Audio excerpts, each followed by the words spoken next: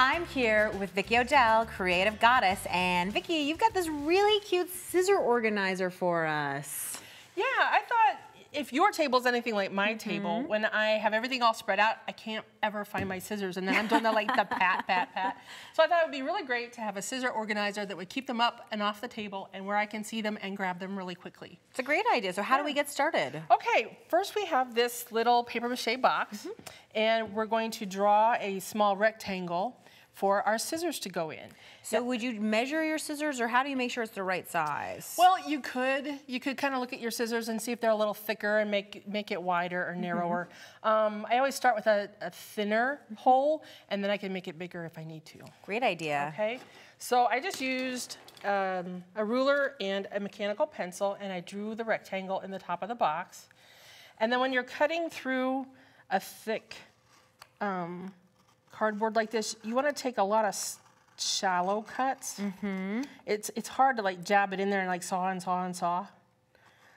I always think that one of the things about this is I start to get really frustrated, and so then I start to want to make deeper cuts, but instead I think you're right, it is always better to make the little shallow cuts. And I know you have one here that's already done. So, and of course the other thing is if you change the blade on your knife frequently, a sharper blade is always going to do a better job. That's true. So then the next step is to do a light wash of gesso on the and I know, can I hand you your paint, which I have right here? So we're just going to do a dry brush, and this has started to So a dry brush, I'm assuming, means that your brush is dry? Well, yeah, it's not entirely dry. We're going to, as you can see, I'm kind of tapping some of that off, and we're just going to go back and forth really lightly. It's almost like you're just giving it the sort of shabby chic, but you still want some of that background to show through. Right. I kind of think of like an old house that you would see, you know, out in the woods somewhere that hasn't been painted for a long, long time. There's still some of the white paint.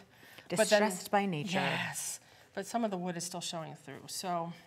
Okay, and so once it's painted, you obviously would let it dry, and of course it's easier to add more paint than to take some away. Right, and this dries really fast because the paper mache absorbs the paint. So you don't have to sit around forever and ever and ever and wait for it to dry. So yay. Cool. So we can set that aside. Okay, I'll take that for you. Thank you. And what's the next step? The next step is I have this great metallic gold ink, and we're just going to tap the edges. Oh, so that's interesting. You tap it. I would have just rubbed it. Is there a reason that tapping works better? If you rub it, you get kind of a solid color on there, and we don't necessarily want that. We're still going for the shortest shabby look. That's really smart. I'm going to have to try that when I get home. So you can tap it, and then you can tap in various places through the box. Because it's paper mache, it's not totally flat, so the places where it's got sort of a raised texture will pick up some of that gold as well. It adds so much richness to it too. And I can see that here on this finished sample that you've done. It just looks absolutely fantastic. Great. So that one does take a little time to dry, or girls like us, we don't mind getting our hands dirty, right? So if you want to take this one, you can make one along with me. Ooh, I like to get to play. Yay. So here I have pages from an old book that I punched out with a scallop square punch. And I punched them out for another project, but I didn't make it. I think I have a lot of those projects. Yeah, but they were cool, so I kept them. So we're going to use some glue, and on the side of our house, we're going to adhere.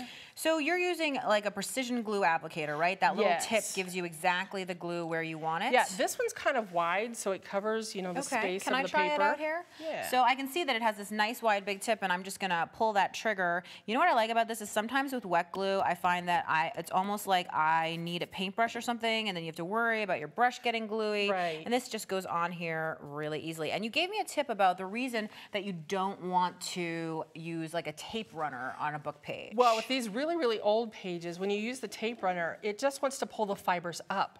Yes. It doesn't leave the tape down. Everything just kind of spins and rolls into place. So we're just going to put some of these old book pages in various places. I have to confess, I thought that I put too much glue and it was going to squirt out the sides, but it totally didn't. It stays where you want it to go. So, and then you don't even have to wait for this to dry. We can move on to the next I'm a fan of fast crafting. Yes, fast crafts. Especially if you're doing something like this with little people. Yes. You want it to go kind of fast. So then we're going to take bits of washi tape and just go over some of the corners. I like this solid color. Ooh, and there's that gold again. So again, you're playing with the repetition. I noticed that all of the tapes that you've chosen have a similar sort of color scheme. Yes, yes. And I like the solid color because I can take a print and layer it over top. And this is certainly an opportunity if, let's say, you're not a shabby chic person and you wanted to go with bright colors and big patterns, that you could do the same project with a totally different feel. Yes, yeah. You can make it match your studio or your crafting or scrapbooking space. So Vicki, tell me about these holes that are in here that I see. Okay, I have these really great little house numbers that I thought we would put on, and they attach with brads. So I have an awl, and we're just gonna put this down right through and put that in, and then put the brads in like we have on this one. And what about, I notice you have a key on there, which I assume is just a bunch of vintage keys, but how did you adhere that? Well, I used the high temp glue. Yeah. Right, let me get some of this out. And why did you use high temp hot glue? Well, because the key is kind of heavy. Okay. And we're putting it on sort of the paper and the paper mache. So I want to make sure I know we have 2 glue guns here, and I wish this was just because I'm playing with you, but this is actually a multi-temp glue gun, and I know we have one set to low, which is the 2, and one set to high, which is the 1. So what I'm thinking is, why don't you use the high to attach that key, and what would you recommend I attach with the low? The lace and even maybe the fabric that I have I want to attach the fabric flower. That sounds like fun. So then I will add this. So I always think with hot glue, I'm going to burn myself. But there are some easy ways, right, to just keep your fingers away from stuff. Just like when you were a little kid and you learned to keep your fingers away from the hot things, eventually you'll learn to keep your fingers away from the hot glue. Right, and of course low temp is low temp, which makes it even better for klutzy people like me. Or when you're working with something delicate like this lace as much. So that key's on there, and do you have to wait a while for it to dry, or is it? Oh my gosh, that was so fast. So the precision glue dried fast, and the I know, because this flower is also completely on here. It is so on. I want to point out one last tip that you gave me that I absolutely think is fabulous, which there's a tiny little label on your house that says paper, just so that you know that that's your paper scissors as opposed to your fabric scissors. Right, right. And I also filled the house with lentils to give it some weight, so that when I'm reaching for the glue or reaching for the fabric or whatever that I want, it's not falling all over the place. That is such a great tip. Thank you, Vicki. Thank you. This has been great.